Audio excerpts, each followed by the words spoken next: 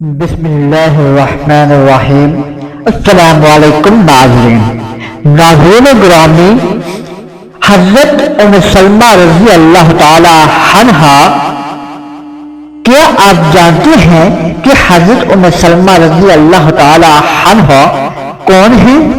ان کا باپ قبیلہ مخزوم کا ایک قابل رقص سردار تھا اور وہ دنیا عرب کا ایک بڑا محروم سخی تھا۔ لوگ اسے مسافروں کا زاد راہ سمجھا کرتے تھے، کیونکہ قافلے جب اس کے گھر کی طرف روانہ ہوتے یا اس کی رفاقت میں سفر کرتے تو اپنے ساتھ زاد راہ لے کر نہ جاتے، اس لیے کہ سب کے اخراجات یہ خود برداشت کیا کرتے تھے۔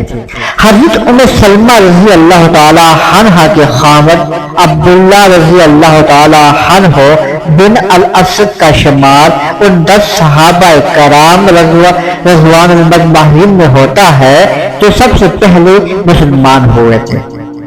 ان سے پہلے صرف حضرت ابوبکر رضی اللہ تعالی عنہ اور چند دیگر صحابہ کرام مسلمان ہوئے تھے۔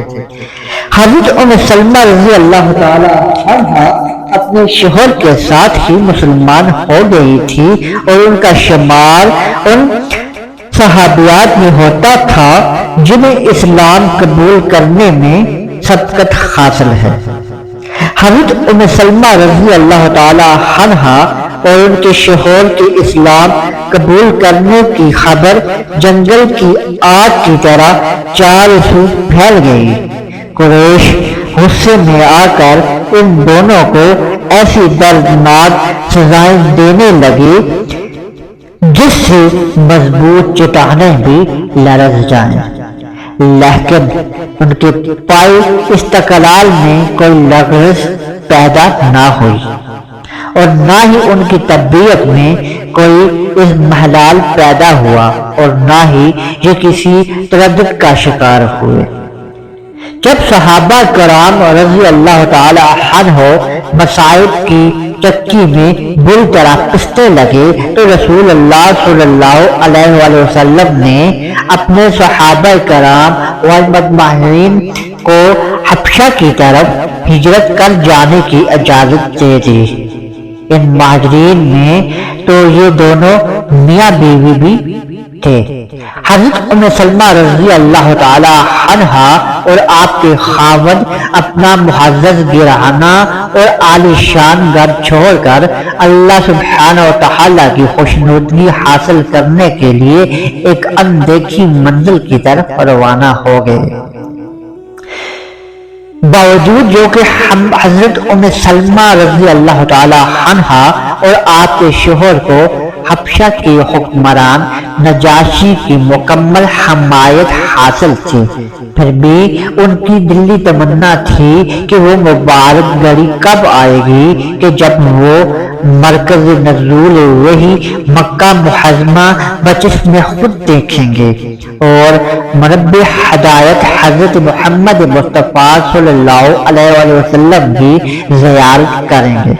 یہ تمنا ان کے دل میں سمائی ہوئی تھی۔ سرزمین حبشہ میں مقیم مہاجرین کے پاس اس قسم کی خبریں مسلسل آنے لگی کہ مکہ معظمہ میں مسلمانوں کی تعداد میں بڑی تیزی سے اضافہ ہو رہا تھا۔ حضرت حمزہ رضی اللہ تعالی عنہ بن عبد المطلب اور حضرت عمر بن خطاب رضی اللہ تعالی عنہ کے اسلام قبول کرنے سے مسلمانوں کی قوت میں بے حد اضافہ ہو چکا تھا۔ قریش کی جانب سے اعزاز رسانی ختم ہو چکی ہے۔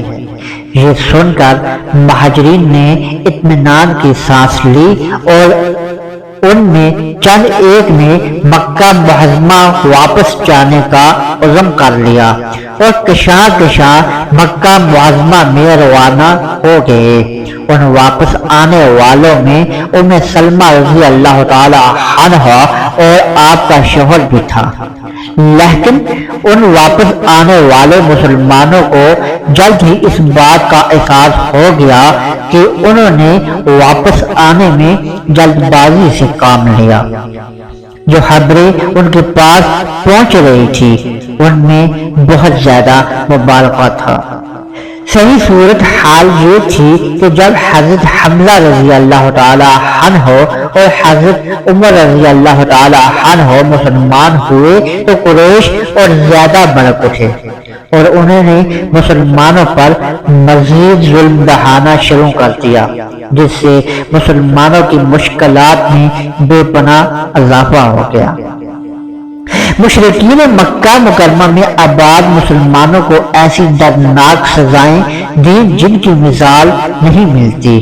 اس اندوہناک صورتحال کو دیکھ کر رسول اللہ صلی اللہ علیہ وآلہ وسلم نے اپنے جان النثار صحابہ کرام رضی اللہ تعالی عنہ کو مدینہ منورہ ہجرت کر جانے کا حکم دیا تو مہاجرین کے پہلے قافلے میں حضرت ام سلمہ رضی اللہ تعالی عنہا اور آپ کے شوہر نے شمولیت کا ارادہ کیا، لیکن اس دفعہ حضرت ام سلمہ رضی اللہ تعالی عنہا اور آپ کے شوہر کا مکہ سے ہجرت کرنا اتنا آسان نہ تھا۔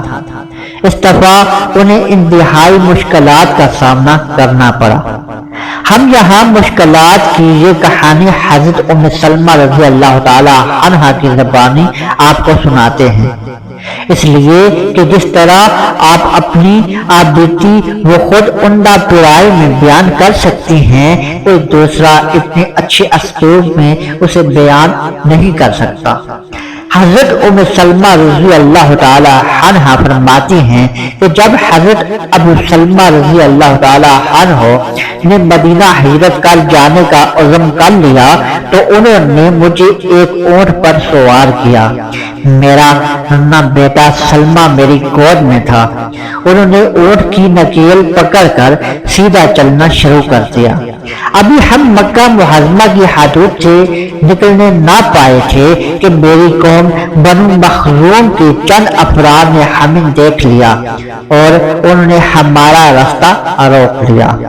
انہوں نے ابو سلمہ رضی اللہ تعالی عنہ سے کہا، اگر تم نے اپنی مرضی کو ہم پر ترجیح دے ہی لی ہے تو اس عورت کو اپنے ہمراہ کیوں لے جا رہے ہو؟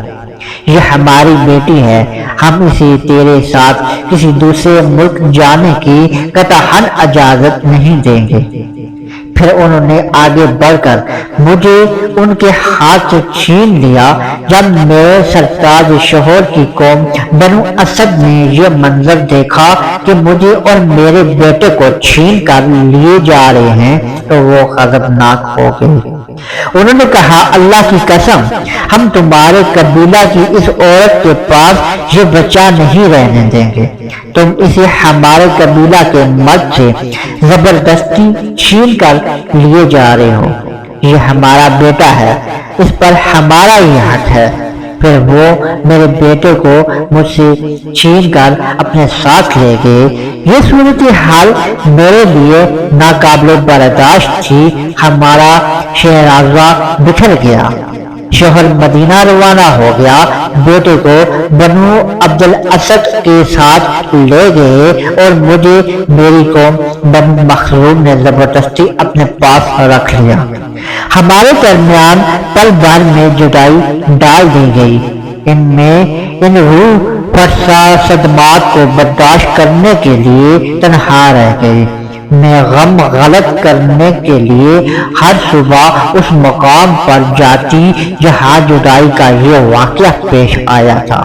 میں وہاں بیٹھ کر دن بھر روتی رہتی اور شام کے وقت گھر واپس آ جاتی۔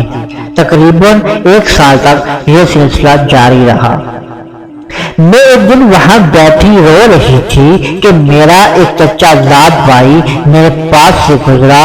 میرا یہ حال دیکھ کر اسے مجھ پر رحم آ گیا اور اسی وقت جا کر میری قوم کے بڑوں سے کہا تم اس مسکین عورت کو کیوں تڑپا رہے ہو؟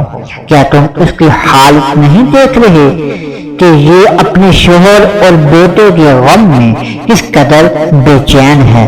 آخر اسے ستانے سے تمہیں کیا ملے گا؟ اس بیچاری کو چھوڑ دو۔ اس کی یہ باتیں سن کر ان کے دل نرم ہو گئے۔ انہوں نے مجھ سے کہا ہماری طرف سے اجازت ہے، اگر تم چاہو تو اپنے خاندان کے پاس جا سکتی ہو۔ میں نے کہا یہ کیسے ہو سکتا ہے کہ میں تم مدینہ چلی جاؤں اور میرا لخت جگر بنو اسد کے پاس ہی رہے؟ تم ہی بتاؤ میرے غم کی آگ کیسے بجھے گی، میری آنکھوں کے آنسو کیسے خشک ہوں گے؟ میں ایسا ہرگز نہیں کر سکتی کہ اپنے شوہر کے پاس مدینہ چلی جاؤں اور اپنے ننھے بیٹے کو مکہ ہی میں رہنے دوں اور اس کے متعلق مجھے کچھ معلوم ہی نہ ہو۔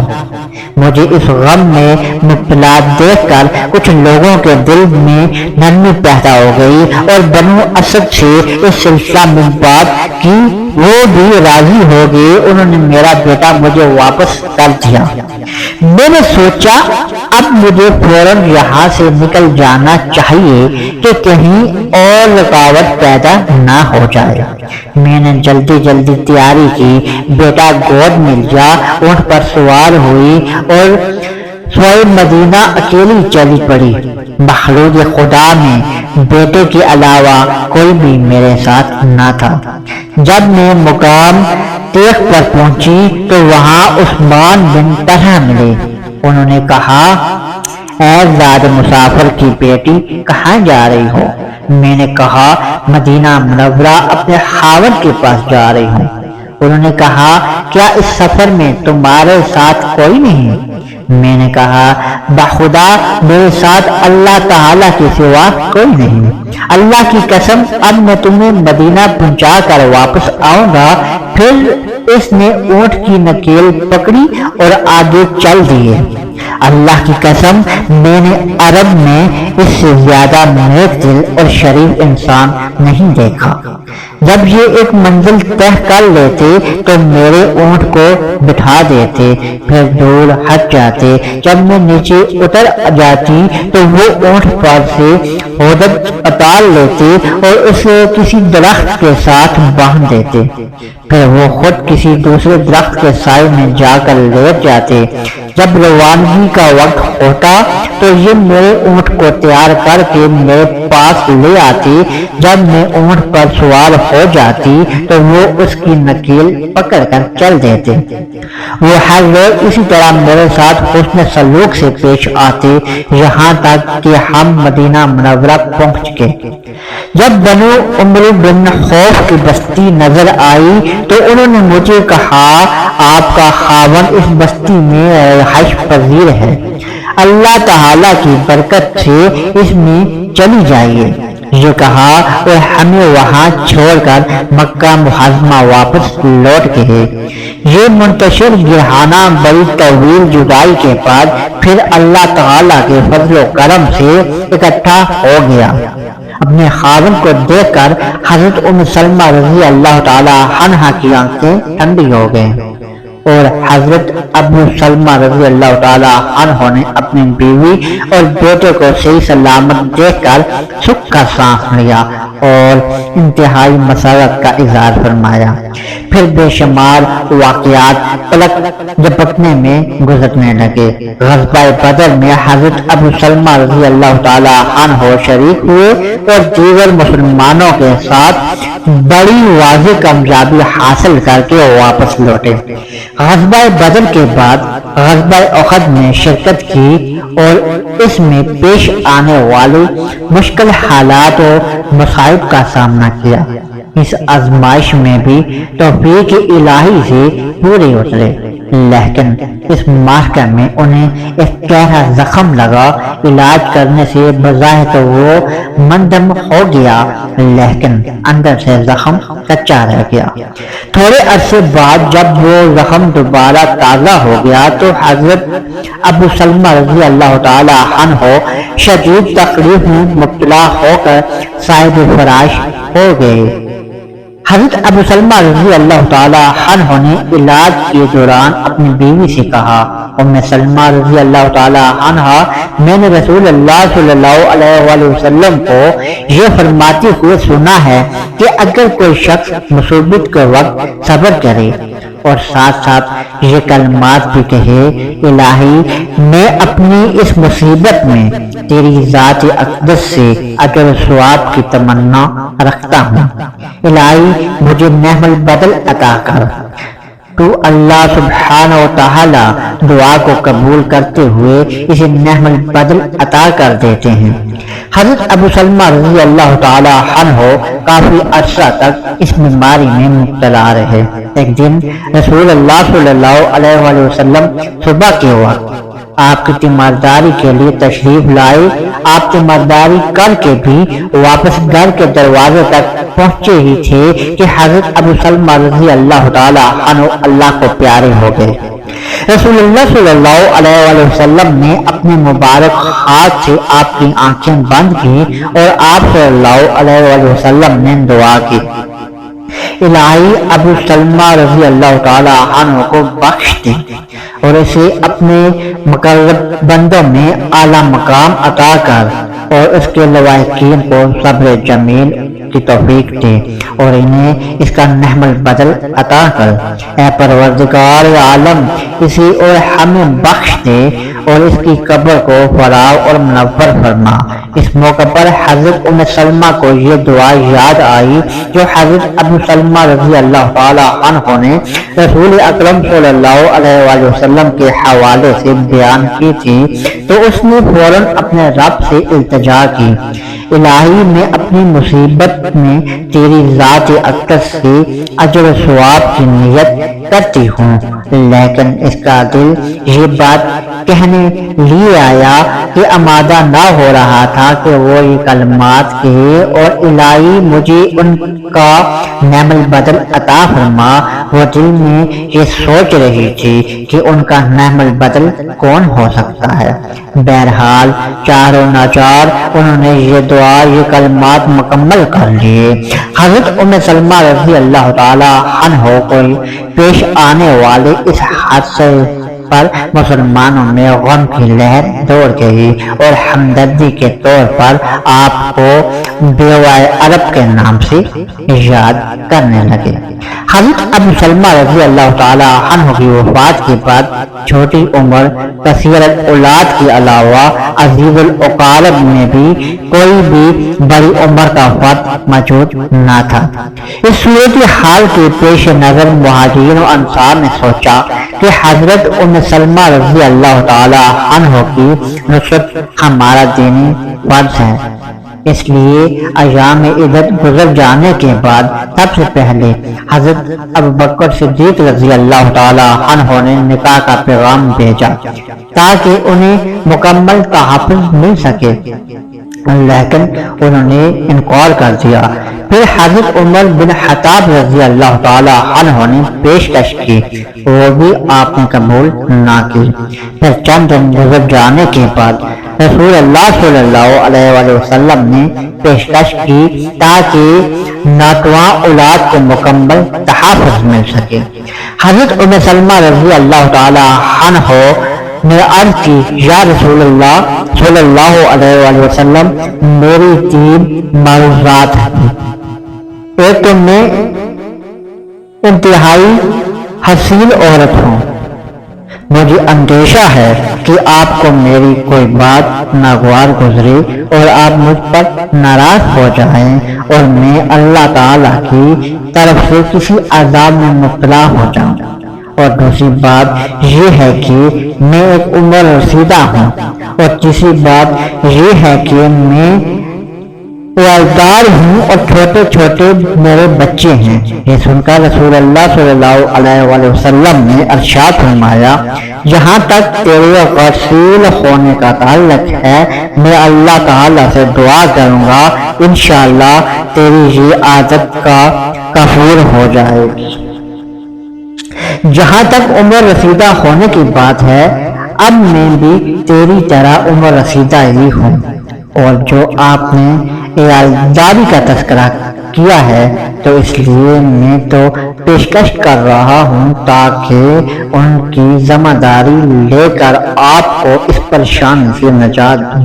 اس کے بعد آپ رشتہ ازدواج میں منسلک ہو کر انہیں ہر قسم کی پریشانی سے نجات دلانے کا باعث بن گئی۔ اس طرح اللہ رب العزت نے حضرت ام سلمہ رضی اللہ تعالی عنہا کی دعا کو شرف قبولیت بخشا اور انہیں حضرت ابو سلمہ رضی اللہ تعالی عنہ کا نائب البدل عطا کر دیا۔ رشتہ ازدواج میں منسلک ہونے کے بعد بنی مخزوم قبیلہ کی یہ ہند نامی عورت صرف ام سلمہ رضی اللہ تعالی عنہا کی نہ رہی بلکہ انہیں ام المؤمنین بننے کا عظیم شرف بھی حاصل ہوا۔ اللہ سبحانہ و تعالی حضرت سلمہ رضی اللہ تعالی عنہا کا چہرہ جنت میں روشن کر دے۔ اللہ تعالی اس سے راضی اور وہ اللہ تعالی سے راضی۔ والسلام، انشاءاللہ پھر ملاقات ہوگی ایک نئی ویڈیو کے ساتھ، تب تک مجھے اجازت دیجیے گا۔ اللہ نگہبان۔